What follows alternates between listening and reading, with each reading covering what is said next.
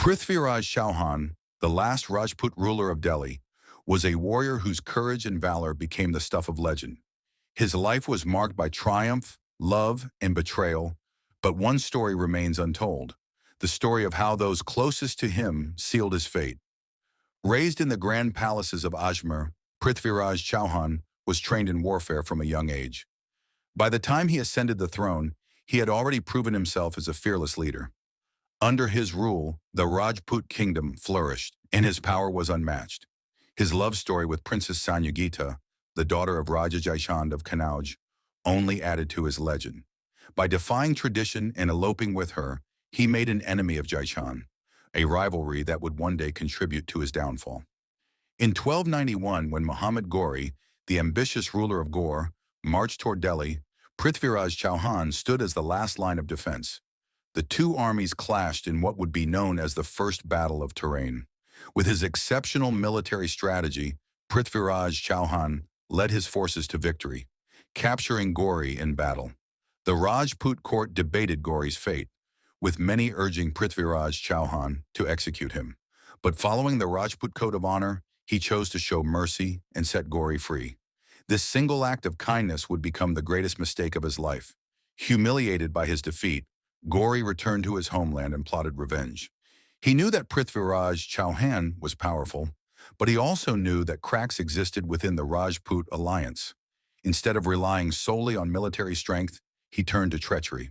Secret envoys were sent to the courts of various Rajput rulers, offering them wealth and power in exchange for their loyalty. Among those who sided with him was Jaishand, still bitter over his daughter's elopement. But Jaishand was not alone. Some of Prithviraj Chauhan's own nobles, envious of his power, began conspiring in the shadows.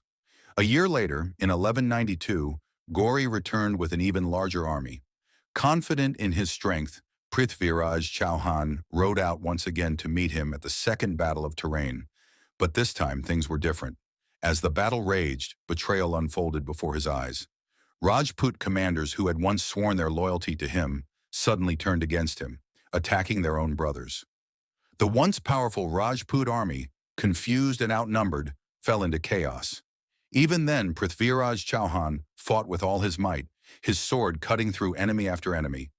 But a war lost before it began could not be won by bravery alone. Prithviraj Chauhan was captured and taken to Ghazni in chains. In captivity, he was subjected to unimaginable humiliation. Ghori, now in complete control, ordered that Prithviraj Chauhan be blinded with hot iron rods.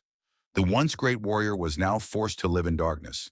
But even in his weakest moment, Prithviraj Chauhan's spirit remained unbroken. His closest friend and poet, Chand Bardai, devised a plan.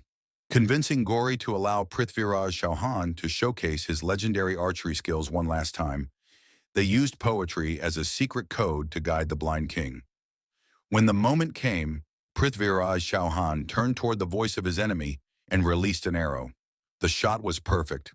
Ghori fell, his reign ending at the very moment of his triumph.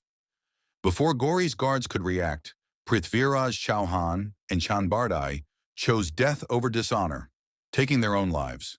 And so ended the life of India's last great Rajput king, not in submission, but in defiance. His fall was not only the result of a powerful enemy, but of the betrayal that came from within. Those who had turned against him did not escape fate for long. Jaishand, who had allied with Ghori, was later betrayed himself, his kingdom ransacked and destroyed. The same treachery that had doomed Prithviraj Chauhan consumed his enemies as well. Prithviraj Chauhan's story is one of courage but also of tragedy. He was not just a warrior, he was a symbol of honor in an age when loyalty was fading. His fall marked the end of an era where warriors lived by their word and fought for their people, not for power. Even today, his name echoes in history, whispered in the sands of Rajasthan, reminding the world that while a king may fall, a legend never dies.